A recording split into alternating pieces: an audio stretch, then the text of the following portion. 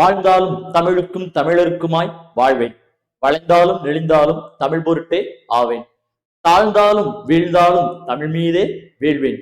தனியேனாய் நின்றாலும் என் கொள்கை மாறேன். பெருஞ்சித்திரனுடைய வரிகளின்படி நம்மளுடைய தமிழ் சொந்தங்கள் அனைவருக்கும் சத்தியசீலனின் அன்பு வணக்கங்கள். இன்னைக்கு நம்ம பார்க்க போற தலைப்பு என்ன அப்படின்னா, நம்மளுடைய குறுந்தொகை பத்தி பாக்குறோம். கடந்த கிளாஸ்ல என்ன பார்த்திருக்கோம், நற்றிணை பார்த்திருக்கோம் இல்லையா? இப்போ நற்றிணை 2 கிளாஸ் பார்த்தோம். இன்னைக்கு நம்ம பார்க்க போறது என்ன அப்படின்னு சொன்னா குறுந்தொகை. குறுந்தொகையுடைய முதல் வகுப்பு தான் நம்ம பாக்குறோம். இன்னைக்கு குறுந்தொகையோட முதல் வகுப்புல நம்ம பார்க்க போறது என்ன வரும்னா, அடிப்படை தகவல்கள் மட்டும் இருக்கும். குறுந்தொகையில என்னங்க, அடிப்படை தகவல்கள் மட்டும் நம்ம இதுல பார்க்க போறோம். சரி, அடுத்த வகுப்புல பார்க்கும்போது பள்ளிப்பாட புத்தகத்துல இருக்கக்கூடிய அதெல்லாம் பத்தி பார்ப்போம். சரி, இதுல முக்கியமான விஷயங்கள்லாம் பார்த்துருமா? ஓகே, ஃபர்ஸ்ட் பாத்தீங்கன்னா இதோட அடைமொழி என்ன அப்படின்னா நல்ல. குறுந்தொகையோட அடைமொழி என்னங்க, நல்ல. அதாவது நல்ல குறுந்தொகைன்னு சொல்லுவோம். நல்ல நற்றிணை நல்ல குறுந்தொகை அப்படின்னு நம்ம சொல்லுவோம். ஸோ குறுந்தொகையோடைய அடைமொழி இதுதான். சொல்லுங்க. அடுத்து வேறு பெயர் அப்படின்னு எடுத்தீங்கன்னா குறுந்தொகை 400. என்னங்க, குறுந்தொகை 400. புதிய வழிகாட்டிங்கிற மிஸ் ஆயிருக்கு, அதை விட்டுருங்க. குறுந்தொகை 400 பேர் என்ன, குறுந்தொகை 400 சொல்றோம். ஏன்னா அதுல பாடல் அடிகள் அப்படின்னு பாத்தீங்கன்னா உங்களுக்கு நல்லாவே தெரியும். எவ்வளவு பாட்டு இருக்கும்? 401 + 1. என்னங்க, 401 + 1 இருக்கு. இப்போ இதை சொல்றோம் குறுந்தொகை 400ன்னு சொல்லியிருப்போம். இதோட பாடல் அடிவரையும் நீங்க பார்த்திருப்பீங்க. 4 to 8 வரும். மினிமம் 4, மேக்ஸிமம் 8 வரைக்கும் இருக்கும். அதுல நம்ம முதல் 8 தொகை இன்ட்ரோல நம்ம பார்த்திருக்கோம். சரி, அப்ப அடைமொழினா நல்ல குறுந்தொகை அப்படின்னு நம்ம சொல்லுவோம். இதுக்கு வேறு பேர் என்னன்னா குறுந்தொகை 400 அப்படின்னு நம்ம சொல்றோம். சரிங்களா? ஓகே, கடவுள் வாழ்த்துல யாரை பத்தி படிக்கணும்னா முருகரை பத்தி படிப்பாங்க. முதலில் இதை பதிப்பிச்சவர் என்ன, சி.வை. தாமோதரம் பிள்ளை. முதலில் பதிப்பிச்ச யாரு? சி.வை. தாமோதரம் பிள்ளை அப்படிங்கிறதா இதை முதல்ல பதிப்பிச்சவர். ஊவேசாவோட உரையோட 1937 ஊவேசா உரையோட முதல்ல பதிப்பிச்சவர் யாரு? சி.வை.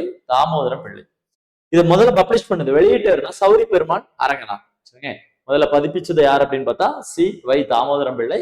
அதே நேரத்துல முதலில் வெளியிட்டது யார் அப்படின்னு கேட்டா சௌரி பெருமாள் அரங்கனார். சரிங்க, இப்ப நம்ம இதுல எதெல்லாம் சொல்லியிருக்காங்க அப்படிங்கிற முக்கிய தகவல் தான் பார்க்க போறோம். அடிப்படை தகவலாம் நம்ம ஏற்கனவே பார்த்தது. அப்ப இதுல என்னெல்லாம் சொல்லியிருக்கான்னு பார்ப்போம். ஃபர்ஸ்ட் பார்ப்போம். இதுல 7 வள்ளல்கள் பற்றிய வரலாற்று குறிப்புகள். பொதுவாக இதுல சொல்லப்பட்ட 7 வள்ளல்கள் பத்தி நமக்கு சொல்லியிருக்காங்க. அடுத்து உரிப்பொருளால் சிறந்த நூல் அப்படின்னு சொல்றோம். உரிப்பொருள் அப்படின்னா என்னங்க அப்படின்னா, நம்ம உரிப்பொருள் படிச்சிருப்போம் இல்லையா? குறிஞ்சி, முல்லை, மருதம், நெய்தல், பாலை, உரிப்பொருள் படிச்சிருப்போம் இல்லையா? உரிப்பொருள்களை மிக சிறந்த முறையில கையாண்ட நூல் அப்படின்னு சொன்னா குறுந்தொகை நம்ம சொல்லலாம். சரிங்க, எதுங்க அப்படின்னு பாத்தீங்கன்னா, நம்ம உரிப்பொருள் இருக்கு இல்லையா? உரிப்பொருள் என்னெல்லாம் இருக்கும்?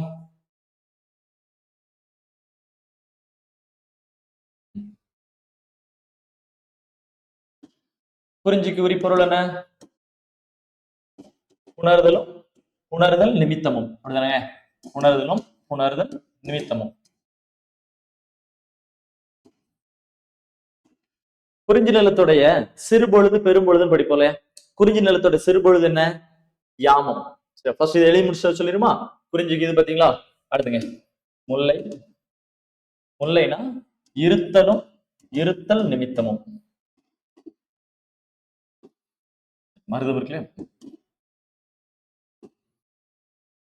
மருதத்துக்கு என்ன? ஊடல் நிமித்தமும். நெய்தலுக்கு இரங்கல் நிமித்தமும். பாலைக்கு பிரிதல் நிமித்தமும். இது நம்ம படிச்சதுதான் இல்லையா?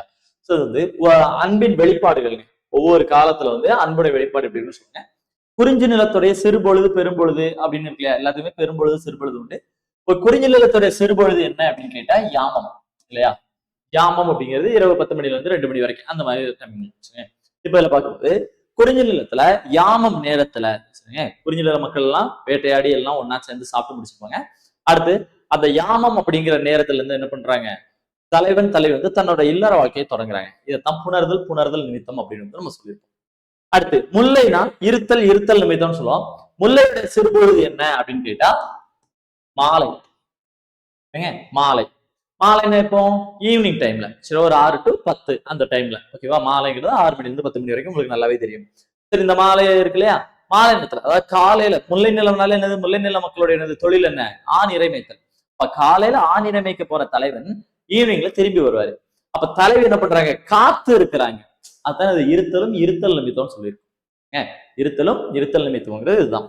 அடுத்து மருதம் அப்படின்னா வைகரை அவங்களோடது. வைகரை என்ன பாங்க, காலையில 2 to 6 அந்த டைம் இருக்கும். சரியா?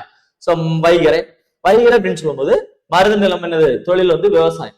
அப்ப வேளாண்மை செய்யக்கூடிய விவசாயிகள் வந்து அந்த கிளம்பி போகும்போது காலையில தலைவன் தலைவி கடையில ஒரு சின்ன சண்டை, அதால சமாதானப்படுத்துறது, அதான் ஊடல் அப்படின்னு சொல்றாங்க.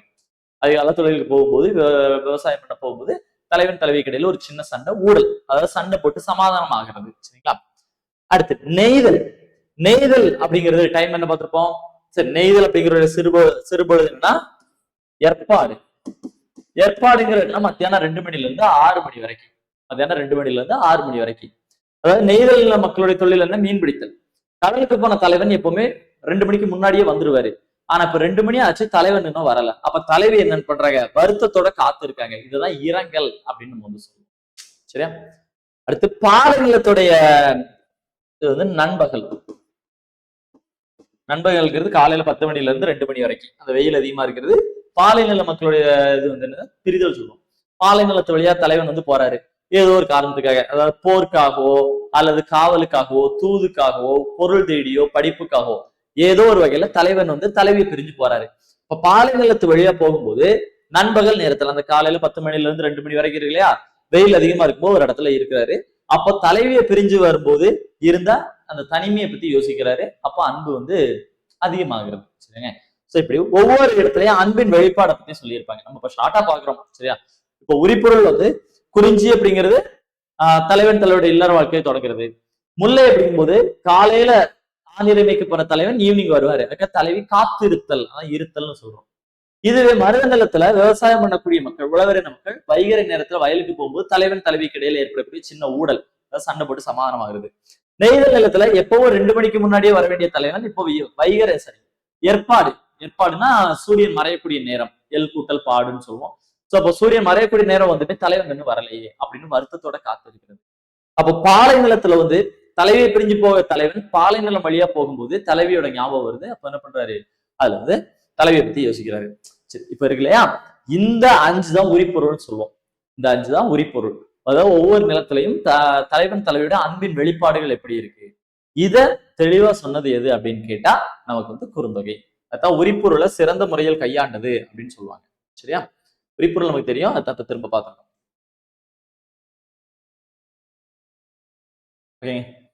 அடுத்துங்க, அது மாதிரி பசலை நோயின்னு ஒண்ணு உண்டு. தலைவனை பார்க்காத தலைவி வந்து சாப்பிடாம தூங்காம அந்த உடல் மெலிஞ்சு இருக்கக்கூடிய பசலை நோய்னு சொல்லுவாங்க.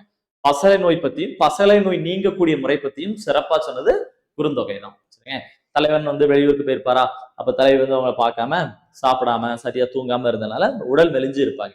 இந்த பசலை நோயை பத்தி தெளிவா சொன்னது எதுதான் அப்படின்னு கேட்டா நமக்கு வந்து குறுந்தொகை தான் தெளிவா சொல்லியிருப்பாங்க. சரியா? ஓகே, அடுத்து பார்ப்போம். இந்த அதிக மேற்கோள் காட்டப்பட்ட நூல் அப்படின்னு சொல்றதும் குறுந்தொகை தான். அதாவது இப்போ உரையாசிரியர்களால, பின்னாடி உரையாசிரியர்களால் அதிகமா மேற்கோள் காட்டப்பட்டது, வேர்ட்ஸ் மாதிரி இடையில சேர்த்து சொல்லுவோம் இல்லையா, இப்படி அதிகமா மேற்கோள் காட்டப்பட்ட நூல் எதுதான் அப்படின்னா குறுந்தொகை. இதெல்லாம் முன்னாடி கேட்ட கேள்விதான். கேட்ட கொஸ்டின் தான். அதிகமாக மேற்கோள் காட்டப்பட்ட நூல் அப்படின்னு கேட்டாலும் அது எதுதான், நமக்கு வந்து இந்த குறுந்தொகை தான்.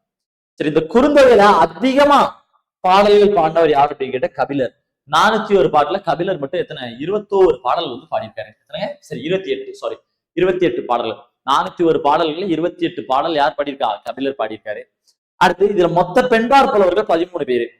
இந்த மொத்தம் 13 பேர்ல அதிக பாடல் பாடினது யாருன்னா 2 பேரு, நக்கண்ணையாரும் வெள்ளி வீதியாரும். யாருலங்க, நக்கண்ணையார் வெள்ளி வீதியார். சோ இந்த நக்கண்ணையார் வெள்ளி வீதியார் இருக்காங்க இல்லையா, 2 பேர் எத்தனை பாடல் பாடியிருக்காங்க அப்படின்னு கேட்டா 8 பாடல் வந்து பாடியிருக்காங்க. சரிங்க? இப்ப கபிலர் வந்து நமக்கு மொத்தம் ஒரு எத்தனை 28 பாடல்கள் வந்து நமக்கு பாடியிருக்காரு. சரிங்க? இப்படி தலைவன் வந்து, சரி, இவர் கபிலர் வந்து 28 பாடல்கள், மொத்தம் 401ல 28 பாடல்கள் இவரே பாடினது. ஓகேவா? சரி, இப்போ இதுல பாத்தீங்க அப்படின்னா பெண்பார் புலவர்கள் அப்படின்னு எடுக்கும்போது அதிகமா பாடினது யாரு அப்படின்னு கேட்டா இவங்கதான். யாருங்க, நமக்கு வந்து நக்கண்ணையாரும் வெள்ளி வீதியாரும் 8 பாடல்கள் வந்து இதுல வந்து பாடியிருப்பாங்க. சரிங்களா? இப்ப 8 பாடல்கள் யார் பாடிப்பாங்க அப்படின்னு கேட்டா இவங்க 2 பேரும் பாடிருக்காங்க. சரியா? ஓகேங்க, இப்ப நம்ம பார்ப்போம். இதுக்கப்புறம் பார்க்கலாம் அப்படின்னா உவமையால் பெயர் பெற்ற புலவர்கள் 18 பேரு. அது என்ன அப்படிங்கிறது நம்ம பார்ப்போம். சரியா? உவமையால பெயர் பெற்றவர்கள் அப்படின்னு கேட்கும்போது நமக்கு 18 பேரு, அது என்ன அப்படிங்கிறத இப்ப பார்க்கலாம். சரியா?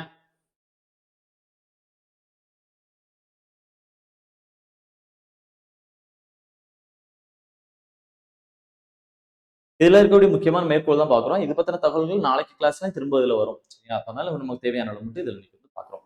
ஃபர்ஸ்ட் பாப்பாங்க. முதல் பாடல் கொடுத்துருக்கேங்க. யாயும் ஞாயும் யாயும் ஞாயும் யாராகியரோ எந்தையும் நுந்தையும் எம்முறை கேளீர். நீயும் நானும் எவ்வழி அறிதும் செம்புல பெயர் நீர் போல அன்புடைய நெஞ்சம் தாம் கலந்தனவே. இது வந்து ஒரு பாடல். யார் எழுதியிருப்பா அப்படின்னு கேட்டா பெயர் வந்து தெரியாது. அப்ப என்ன பண்ணிட்டாங்க, இந்த பாட்டை திரும்ப ஒரு தடவை கவனிக்கலாமா? யாயும் ஞாயும் யாராகியரோ எந்தையும் நுந்தையும் எம்முறை கேளீர் நீயும் நானும் எவ்வளவு அரிதும் செம்புல பெயர் நீர் போல அன்புடைய நெஞ்சம் தாம் கலந்தனவே. ஓகே, இந்த பாட்டுல பாருங்க, யாயும் ஞாயும் யாராகியரோ, என் தாயும் உன் தாயும் இதுக்கு முன்னாடி பழகுனவங்களா அப்படின்னா தெரியாது. எந்தையும் முந்தையும் எம்முறை கேளீர், கேளீர்னா உறவினர், என் தந்தையும் உன் தந்தையும் உறவினரான கிடையாது. நீயும் நானும் எவ்வளவு அறிது, நீயும் நானும் இதுக்கு முன்னாடி பார்த்திருக்கோமா பழகிருக்கோமா இல்ல. ஆனா இன்னைக்கு நீயும் நானும் திருமணம் பண்ணி செம்புல பெயர் நீர் போல, செம்புல பெயர் நீர்ல செம்மண் நிலத்துல பெஞ்ச மழை நீர் போல. செம்மண் நிலத்துல மழை பெஞ்சா என்ன ஆகும் அப்படின்னா, மத்த நிலத்துல மழை பெஞ்சா தண்ணி அதே கலர்ல இருக்கும். ஆனா செம்மண் நிலத்துல மழை பெஞ்சா மட்டும் என்ன ஆகுமா, அந்த தண்ணி மழை நீரோட கலந்து சிகப்பா மாறிடும். அப்படி செம்மண் நிலத்துல பெஞ்ச மழை நீரை போல நீயும் நானும் இன்னைக்கு மனம் கலந்து வாழ்றோம் அப்படின்னு ஒரு தலைவன் பாடுறாரு இந்த பாட்டை. யாயும் ஞாயும் யாராயிரோ எந்தையும் நுந்தையும் இம்முறை கேளீர் நீயும் நானும் எவ்வளவு அறியும் செம்புல பெயர் நீர் போல அன்புடைய நெஞ்சம் தாம் கலந்தனவே. இப்போ இந்த பாட்டை பாடினவர் யாருக்கு தெரியல. உடனே என்ன பண்ணிட்டாங்க, உவமை என்ன இருக்கு, செம்புல பெயர் நீர் போல. அப்ப அதுல இருந்து பாட்டு எடுத்தாச்சு, பேர் எடுத்தாச்சு. அவரோட பேரு செம்புல பெயரார். சரிங்களா? இப்படிதான் இதான் உவமையால பெயர் பெற்றவர்கள் அப்படின்னு சொல்றது. இப்ப பார்த்தோம் இல்லையா, உவமையால பெயர் பெற்றவர்கள் அப்படின்னு சொல்லிட்டு எதிர பார்த்தோம், ஒரு 18 பேரை கொடுத்துருக்கோம் இல்லையா, அந்த 18 இப்படித்தாங்க உவமையால பெயர் பெற்றவர்கள் சொல்லுவாங்க. பாட்டுக்கு இடையில பெயர் தெரியல, அதுல இருந்து எடுத்துக்கிறது நிறைய இருக்கிறாங்க. மீன் ஏறி தூண்டிலார், காக்கை பாடினியார், அணில் ஆடும் முன்றிலார், குப்பை கோழியார், இந்த மாதிரி பேர்கள் எல்லாமே எதுல இருந்து எடுத்திருப்பாங்கன்னா உவமையில இருந்து எடுத்தது. ஒரு பாட்டை வந்து உவமையா வச்சு நமக்கு சொல்லும் போது அதுல இருந்து வந்து இந்த மாதிரி எடுத்திருப்பாங்க. சரிங்க, சோ இப்படி ஒரு கான்செப்ட் வந்து அதான் சொல்றாங்க உவமையால் பெயர் பெற்றவர்கள் அப்படின்னு சொல்லும்போது ஒரு 18 பேரு. அந்த 18ல இவர் ஒருத்தர் யாரு அப்படின்னு பாத்தீங்கன்னா, நம்ம பார்த்தோமா செம்புல பெயரார் அப்படின்னு வந்து சொல்லியிருப்போம். என்னங்க, செம்புல பெயரார் அப்படின்னு வந்து சொல்லியிருப்போம். சரிங்க, ஓகேங்க. இதுல இப்ப பார்த்தா இதுக்கு எடுத்து நம்ம பார்க்கலாம் அப்படின்னு சொன்னா அடுத்த பாட்டுங்க, வினையே ஆடவர்க்கு உயிர் அப்படின்னு சொல்லிட்டு ஒரு பாட்டு இருக்கும். வினையே ஆடவர்க்கு உயிரே வானுதல் மனையுரை மகளிருக்கு ஆடவர் உயிர் அப்படின்னு இருக்கும். சரிங்க, சோ இந்த பாட்டு வந்து நாளைக்கு முழு பாட்டு பார்க்க போறோம். ஏன்னா இந்த பாட்டு ரொம்ப முக்கியமான ஒரு பாட்டு, வினையே ஆடவர்க்கு உயிரே அப்படிங்கிறது. சரிங்க, சரிங்க. இந்த வினையே அப்படின்னு வந்து சொல்லிப்போம். வினைனா என்னன்னா செயல், சரியா? வினைனா என்னங்க, செயல். அதாவது வினை அப்படின்னு சொல்லும் போது நமக்கு ஒரு ஆண்மகன் வந்து எப்பவுமே என்ன பண்ணுவான், ஒரு போருக்கு போறது, தொழிலுக்கு போறது, வேலைக்கு போறது, இந்த மாதிரி ஏதாவது ஒரு ஆக்டிவா இருக்கிறது. சரிங்க, பொதுவாக சொல்லுவாங்க ஒரு 13 வயசுக்கு அப்புறம், சரிங்களா, 13 வயசுக்கு அப்புறம் ஒரு ஆண்மகன் அப்படிங்கிறவரு தன்னுடைய சுய சம்பாத்தியத்தெல்லாம் சாப்பிடுவாரு அப்படிங்கிற மாதிரிலாம் சொல்லியிருப்பாங்க. வினையே ஆடவர்க்கு உயிர், வினைனா என்ன, செயல், ஏதாவது ஒரு செயல்ல வந்து இருந்துகிட்டே இருக்கணும். சரியா, அதைத்தான் என்ன சொல்றாங்க அப்படின்னு சொன்னா வினையே ஆடவர்க்கு உயிர் அப்படின்னு வந்து இதுல சொல்லியிருப்பாங்க. மனையுரை மகளிருக்கு ஆடவர் உயிரே. மனையுரை மகளிர் அப்படிங்கிறது என்ன, இப்ப வீட்டுல இருக்கக்கூடிய பெண்கள் இருக்காங்க இல்லையா, வீட்டுல இருக்கக்கூடிய பெண்களுக்கு ஆடவர்கள் தான், அதான் ஆண்கள் தான் உயிர் போன்றவங்க அப்படின்னு இதுல சொல்லியிருப்பாங்க. சரியா, இந்த பாட்டு வந்து நம்ம கொஞ்சம் பெரிய பாட்டு. சரியா, சோ இந்த பாட்டை பத்தியும் நம்ம வந்து நாளைக்கு வந்து இதுல பார்க்கும்போது முழு பாட்டையும் நம்ம வந்து பார்க்க போறோம். சரிங்களா, ஓகே, நாளைக்கு இந்த பாட்டை பார்க்கும்போது நம்ம முழு பாட்டையும் இதுல வந்து பார்க்கலாம். சரியா, ஓகேங்க. அடுத்த பாப்பா, அடுத்த பாட்டு என்ன இருக்கு, 3வது பாட்டு. உள்ளது சிதைப்போர் உளரெனப்படார். இது ஒரு முக்கியமான லைன்ங்க. உள்ளது சிதைப்போர் உளரெனப்படார். பாட்டை பாடினவர் யார் அப்படின்னா நமக்கு வந்து பாலை பாடிய பெருங்கடுக்கோ.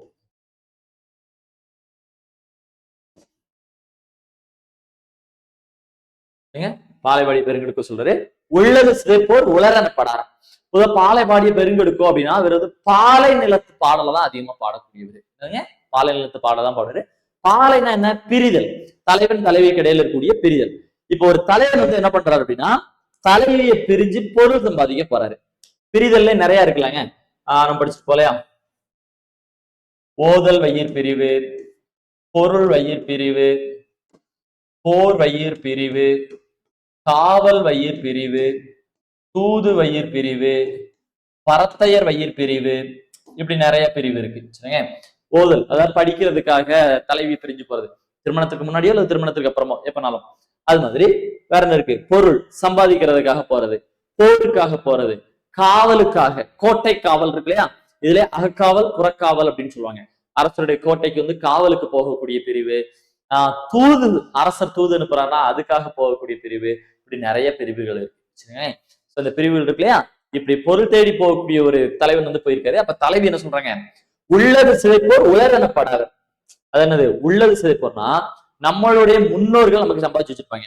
நம்மளோட முன்னோர்கள் சம்பாதிச்சு வச்சிருக்காங்கல்ல, இந்த முன்னோர்கள் சம்பாதிச்சு வச்ச பொருளை சிதைப்போர், கொஞ்சம் கொஞ்சமா என்ன பண்றோம், வீட்லயே உட்கார்ந்து சாப்பிடுறவங்க உலர் எனப்படார். முன்னாடி சம்பாதிச்சு வச்ச பொருளை வீட்லயே உட்காந்து வேலைக்கே போகாம சாப்பிடுறவங்க இவங்க செல்வந்தர்கள், பணம் உள்ளவர்கள் அப்படின்னு சொல்ல முடியாதான். ஏன்னா இது இவங்க சம்பாதிக்கல, இவங்க முன்னோர்கள் சம்பாதிச்சது. நம்ம சொல்ல குன்றி தின்றால் குன்றமும் குன்றும் கரையும் அப்படின்னு நம்ம சொல்லுவோம். குன்றி தின்றால் குன்றளவு தங்கமும் கரையும் அப்படின்னு சொல்லுவாங்க. வீட்லயே உட்காந்து சாப்பிட்டோம்னா மலை அளவுக்கு உயரம் இருக்க தங்கமே என்னவும் தீந்து போயிடும். அதான் சொல்றாங்க, உள்ளது சிதைப்போர் உலர் எனப்படார். உள்ளது சிதைப்போர் உலர் எனப்படார். அதாவது முன்னாடி முன்னோர்கள் சம்பாதிச்சு வச்ச செல்வத்தை அதையே உட்கார்ந்து காலி பண்றவங்கள செல்வந்தர்கள், செல்வம் உடையவர்கள் அப்படின்னு சொல்ல மாட்டாங்களாம், உலர் எனப்படார். சரியா? அதனால தலைவன் இப்ப என்ன பண்ணிருக்காரு? செல்வம் தேடி போயிருக்காரு. தலைவர் வந்து செல்வம் தேடி போயிருக்காரு. அதான் சொல்லியிருக்காங்க. நல்ல பாட்டு. சரியா? அடுத்த பாடப்போமா? இந்த ஒரு 3 பாடல் இருக்கு. இதோட சூப்பரான ஒரு பாடல், அடிக்கடி கேட்ட கொஸ்டின் கூட சொல்லலாம். கொங்கருடைய வாழ்க்கையை அஞ்சே தும்பி காமம் செப்பாது கண்டது மொழிமோ. இது ஒரு அழகான பாடல். 4 வரி இருக்கக்கூடிய பாடல். சோ இந்த பாடல் யார் எழுதியிருப்பா அப்படின்னு கேட்டா இறையனார். இறையனார் அப்படின்னு சொல்லும் போது இறைவனை தமிழ் புலவரா வந்து உட்கார்ந்து எழுதினாரு அப்படின்னு இதை சொல்லுவாங்க. இறைவனே வந்து உட்கார்ந்து எழுதினாருன்னு சொல்லுவாங்க. இந்த பாடல் பத்தி நமக்கு தெரியும் இல்லைங்க. இந்த பாடல் எதுல மேற்கோளா காமிச்சிருப்பாங்க அப்படின்னு சொன்னா திருவிளையாடல் புராணத்துல மேற்கோளா காமிச்சிருப்பாங்க. பார்த்துட்டு போலாங்க. தர்மி அப்படிங்கிற ஒருத்தருக்காக இறைவன் இந்த பாட்டு எழுதி கொடுத்திருப்பாரு. என்ன அப்படின்னா, சூடாமணி பாண்டியனுக்கு ஒரு சந்தேகம் வந்திருக்கும் இல்லையா, பெண்களின் கூந்தலுக்கு இயற்கையாகவே நறுமணம் உண்டா இல்லையா அப்படின்னு சந்தேகம் வந்திருக்கும் இல்லையா. அந்த சந்தேகத்தை தீக்கிறவங்களுக்கு பொற்கிளி தர்றேன், தங்க காசு தர்றேன், தங்க காசுகள் உள்ள பை தர்றேன்னு சொல்லியிருப்பாரு, பொன் முடிப்பு. உடனே தர்மி சொல்வாரு, இந்த பாட்டுக்கு பொருள் தெரிஞ்சா எனக்கு வந்து சரி, இந்த கேள்விக்கு பொருள் தெரிஞ்சா, அதாவது பெண்களின் கூந்தலுக்கு இயற்கையாகவே நறுமணம் உண்டா இல்லையா அப்படிங்கிறது சூடாமணி பாண்டியனுடைய கேள்வி. இந்த கேள்விக்கு விடை தெரிஞ்சா என்னுடைய கஷ்டம்லாம் தீர்ந்துருமே அப்படின்னு சொல்லி தர்மி கோவில்ல உட்கார்ந்து வேண்டிட்டு இருப்பாரு. அப்ப அந்த பக்கமா இறைவனே என்ன பண்றாரு அப்படின்னு சொன்னா, ஒரு தமிழ் புலவர் வேடத்துல வருவாரு. தமிழ் புலவர் வேடத்துல வந்து இந்த பாட்டை கொண்டு படிச்சு பரிசு வாங்கிக்கோங்க அப்படின்னு சொல்லி கொடுத்திருப்பாரு. அந்த பாட்டு தான் இந்த பாட்டு. கொங்குதேர் வாழ்க்கை அஞ்சிரை தும்பி காமம் செப்பாது கண்டது மொழிமோ. அந்த பாடலுடைய பொருள் என்ன அப்படின்னா, கொங்குதேர் வாழ்க்கை அஞ்சிரை தும்பி. கொங்குனா என்னது? மகரந்தம். கொங்குனா மகரந்தம். சிறை அப்படின்னு சொன்னா சிறகு. நெருங்கிய சிறைகளை உடைய வண்டே, நெருங்கிய சிறைகளை உடைய வண்டே. கொங்குதேர் வாழ்க்கை, அதாவது மகரந்தத்தை தேடி தேடி சாப்பிடுறதைய வாழ்க்கையா கொண்டு இருக்கக்கூடிய வண்டே நீ சொல்லு. தும்பினது வண்டு, அதாவது மகரந்தத்தை தேடி தேடி, கொங்கு, கொங்குனானது மகரந்தம், மலர்களில் இருக்கக்கூடிய மகரந்தத்தை தேடி தேடி உண்ணக்கூடிய பழக்கத்தையே வாழ்க்கையாகக்கூடிய வண்டே நீ சொல்லு. சிறகுகளை வச்சிருக்கக்கூடிய வண்டே நீ சொல்லு. என்ன சொல்லு அப்படின்னா, நீதான் நிறைய மலர்கள் எல்லாம் போய் பார்த்து தேன் குடிச்சிட்டு வந்த, நீ சொல்லு. பெண்களின் கூந்தலுக்கு, பெண்களின் கூந்தலை விட நறுமணமான மலர்கள் இருக்குதா? சரியா? அந்த பாட்டு சொல்றாரு, பெண்களின் கூந்தலை விட நறுமணமான மலர்களை நீ பார்த்திருக்கியா? நீ சொல்லு. பொங்குதே வாழ்க்கையை அஞ்சிரை தும்பி காமம் செப்பாது கண்டது மொழிமோ. கண்டது மொழிமோ, நீ பார்த்தது சொல்லு. பெண்களின் கூந்தலை விட நறுமணமிக்க மலர்கள் நீ பார்த்திருக்கியா சொல்லு அப்படிங்கிறதா அந்த பாட்டு. அப்ப மீனிங் என்ன? மலரை பார்த்து கேட்கிற, இதை விட நீ சிறந்த மலர்கள் நீ பார்த்திருக்கியா அப்படின்னா பெண்களின் கூந்தலுக்கு இயற்கையாகவே நறுமணம் இருக்கு அப்படிங்கிற மீனிங். இது இறையனாரே எழுதின பாடல். இந்த பாடலை கொடுத்துதான் தர்மி வந்து சூடாமணி பாண்டியன் பரிசு வாங்க போவாரு. அப்பதான் நக்கீரர் வந்து இந்த பாடல்ல தப்பு இருக்குன்னு சொல்லுவாரு. அப்ப இறைவன் வந்து சொல்வார் இல்லையா, அப்ப சின்ன பிரச்சனை நடக்கும்போது நக்கீரர் சொல்வார் இல்லையா, என்ன சொல்வாரு? நெற்றிக்கண் திறப்பினும் குற்றம் குற்றமே. அது இதுல நடந்தது. இதே விஷயத்தான் பாத்தீங்கன்னா நம்ம திருநாவுக்கரசருடைய தேவாரத்துல கூட நம்ம ஆல்ரெடி பார்த்துருந்தோம். ஒண்ணு சொல்லியிருப்பாரு இல்லையா, நண்பாட்டு புலவனாக சங்கம் ஏறி நற்கனக கிளி தருமிக்கு அருளினோன் அப்படின்னு ஒரு பாடல் வந்து இதுக்கு முன்னாடி நம்ம பார்த்திருப்போம். உங்களுக்கு ஞாபகம் இருக்குன்னு நினைக்கிறேன். அது இந்த விஷயத்தை வந்து பின்னாடி நமக்கு ரிமைண்ட் பண்ணி சொல்லியிருப்பாங்க. ஓகே, சரி, இப்ப நெக்ஸ்ட் பார்க்கலாமா? அடுத்த பாடல் பாருங்க. இன்னும் ரெண்டு பாடலுங்க. சரிங்க. இந்த 2 பாடல் யாரு பாடிக்கா அப்படிங்கறத நீங்க பாக்குறீங்க. மனையுறை வாழ்க்கை வள்ளியாங்கு மருவின் இனியவும் உழவோ அப்படின்னு ஒரு பாடல். யார் படிப்பானா? ஐயூர் முடவனார். ஐயூர் முடவனார் பாடுறாரு. மனையுறை வாழ்க்கை வள்ளியாங்கு மருவின் இனியும் உழவோ. இதுல வந்து தலைவியோட பாடலா அதுல வந்து வருது. எப்படி சொல்றது அப்படின்னா, தலைவன் வந்து பார்க்க வர்றேன்னு சொல்லியிருக்காரு. தலைவன் வந்து பார்க்க வர்றேன்னு சொன்னாரு, அதனால வர முடியல. அப்போ தோழி சொல்றாங்க, தலைவனுடைய நிலைமை வேற, நம்மளுடைய வாழ்க்கை முறை வேற, அதனால தலைவனால வர முடியல, நம்ம வீட்டுக்கு போயிடலாம் அப்படின்னு சொல்லிட்டாங்க. அப்ப வந்து தலைவி வந்து சொல்றாங்க, எப்படி சொல்றாங்க அப்படின்னா, தலைவி வந்து சொல்றாங்க, மனைவியர் வாழ்க்கையை வள்ளியாங்கு. இதுக்கு முன்னாடி ஒண்ணு உண்டு. என்ன அப்படின்னு சொன்னா, காட்டு பசு இருக்கு இல்லையா, காட்டு பசு, காட்டுல இருக்கக்கூடிய மாடுகள். இந்த காட்டுல இருக்க ஒரு மாடு வந்து என்ன பண்ணுச்சுன்னா, ஒரு நாள் வந்து வழி தவறி எங்க போயிருச்சான், ஊருக்குள்ள போயிருச்சான். ஒரு கண்ணுக்குட்டி, சரியா, காட்டு மாட்டோடைய ஒரு கண்ணுக்குட்டி எங்க போயிருச்சு, ஊருக்குள்ள போயிருச்சு. ஊருக்குள்ள போனதுக்கு அப்புறம் அங்க இருக்கிறவங்க அந்த கண்ணுக்குட்டியை எடுத்து வளர்க்குறாங்க. இப்ப அந்த கண்ணுக்குட்டி வந்து அந்த இனிமையான வாழ்க்கைக்கு மாறி போச்சு. இனிய வாழ்க்கைக்கு, காட்டுல இருந்ததை விட இப்ப அந்த இனிய வாழ்க்கைக்கு மாறி போச்சு. அப்படிப்பட்ட ஊரை சேர்ந்தவன் என்னுடைய தலைவன். அந்த தலைவனை நாம என்ன பண்ணலாம், நேர்ல வீட்டுல போய் நம்ம வேணா பார்த்துட்டு வருவோமா அப்படின்னு சொல்லி தலைவி சொல்றாங்க. ஏன்னா அந்த தலைவனோட ஊர் அவ்வளவு இனிமையான ஒரு ஊரா இருக்குது. அப்படிப்பட்ட ஊருக்கு நாமளே போய் பார்த்துட்டு வந்துருவோமா அப்படின்னு சொல்றாங்க. சரியா, அதான் மனையுறை வாழ்க்கை வள்ளியாங்கு மருவின் இனியோ உழவோ. அதாவது இப்படிப்பட்ட இனிமையான வாழ்வை தவிர வேற ஏதாவது வாழ்வு இருக்கா? ஒரு கண்ணுக்குட்டியே என்ன பண்ணுதான், அந்த காட்டுல இருந்து வந்த கண்ணுக்குட்டியே தன்னுடைய பண்பை மறந்து ஒரு அமைதியான குணமுள்ளதா மாறிடுச்சு.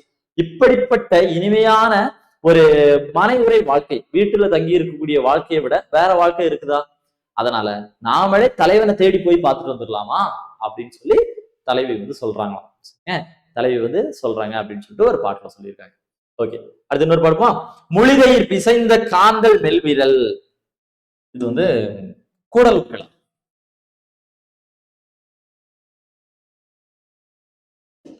கூடல் கிழாரோட பாடல் மொழிகையில் பிசைந்த காந்தல் நெல்விரல்.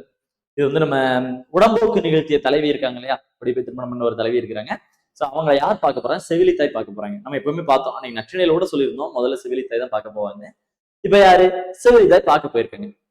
பார்க்க போன செவிலித்தாய் பார்த்துட்டு வந்து சொல்றாங்களாம். பார்த்துட்டு வந்து என்ன சொல்றாங்க, நற்றாய் கிட்ட, நம்ம பொண்ணு நமக்கு கூட தெரியாது எப்படி அந்த வீட்டுல வந்து வாழுது அப்படின்னு நான் நினைச்சேன்.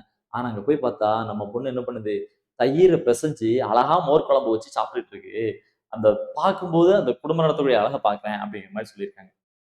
அதாவது தன்னுடைய காந்தல் நெல்வீரல், காந்தல் என்ன, செங்காந்தல் மலர் இருக்கு இல்லையா, செங்காந்தல் மலர் பார்த்துட்டு போல தமிழ்நாட்டின் மாநில மலர்.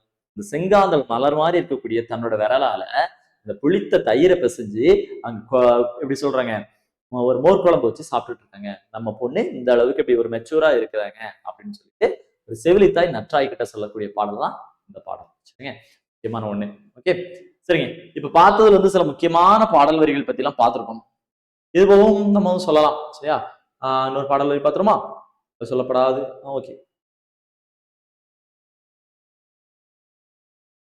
உங்களுடைய கேட்ட வினாக்கள் அப்படின்னு சொல்லும்போது சிலதெல்லாம் இருக்கு.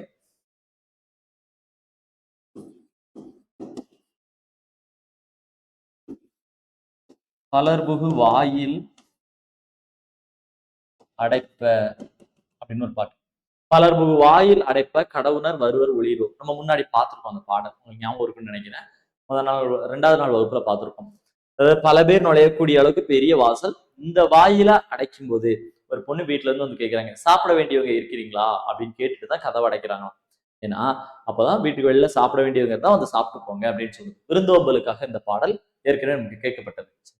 பலர்புகு வாயில் அடைப்ப கடவுணர் வருவர் ஒளிரோ அப்படின்னு ஒரு பாடல் இருக்கு. நம்ம 2வது நாள் வகுப்புல இந்த பாடலை பத்தி பார்த்திருப்போம். அப்ப சொல்லுங்க, யாராவது சாப்பிட வேண்டியவங்க இருக்கிறீங்களா அப்படின்னு கேட்கிறாங்க கதவை அடைக்கும் போது. பலர்புகு வாயில்னா ஒரு பெரிய வாசல், ஒரு 2-3 பேர் ஒரே டைம்ல வரலாம், அவ்வளவு பெரிய வாசல் இருக்க வீடு. அந்த வாசல் இருக்கக்கூடிய வீட்டை தலைவி அடைக்கிறாங்க நைட்டு. அப்ப என்ன பண்றாங்களா, கேட்கிறாங்க, இந்த மாதிரி யாராவது சாப்பிட வேண்டியவங்க இருக்கிறீங்களா அப்படின்னு கேட்டுட்டு கதவை அடைக்கிறாங்களாம். இது வந்து நமக்கு இதுக்கு முன்னாடி கேட்ட ஒரு கேள்வி. இப்படி ஒரு பாடல் இருக்கு. சரியா, இந்த பாடல் தெரிஞ்சுக்கலாம். இப்ப நம்ம வந்து இதுல நிறைய பார்த்துருக்கோம். சரியா, ஓகே. நம்ம குறுந்தொகை அப்படின்னு எடுக்கும்போது அதுல இருக்க பேசிக்கான விஷயங்களை நம்ம ஆல்ரெடி பார்த்ததான், நல்லா மேலோட்டமா அப்படி பார்த்துட்டோம். பார்த்துட்டு இதுல இருக்கக்கூடிய பாடல்களை பத்தி நம்ம வந்து பார்த்தோம். சரிங்க, தொடரால் பெயர் பெற்றதுனா என்ன, உவமையால் பெயர் பெற்றதுனா என்ன அப்படின்னு ஒண்ணு பார்த்தோமா, பார்த்துருக்கோம். அடுத்து முக்கியமான பாடல்கள் யாரெல்லாம் பாடியிருக்காங்கன்னு பார்க்கலாம். நாளை வகுப்புல நம்ம பள்ளி பாட பக்கத்துல இருக்கக்கூடிய வகுப்பு வந்து இதுல வந்து நம்ம வந்து பார்க்கலாம். இன்னைக்கு வகுப்பு வந்து உங்களுக்கு யூஸ்ஃபுல்லா இருந்திருக்கும் அப்படின்னு நம்புறோம். நாளைக்கு குறுந்தொகை வகுப்புல நம்ம பள்ளி பாட புத்தகத்தில் உள்ள பாடல்களும் இன்னும் மேல முக்கியமான சில பாடங்களும் நம்ம வந்து பார்க்கலாம். கண்டிப்பா நம்மளுடைய சேனல் வந்து பாருங்க. நம்மளோட வைகறை வகுப்பை தொடர்ந்து பார்த்துக்கலாங்க. நன்றி.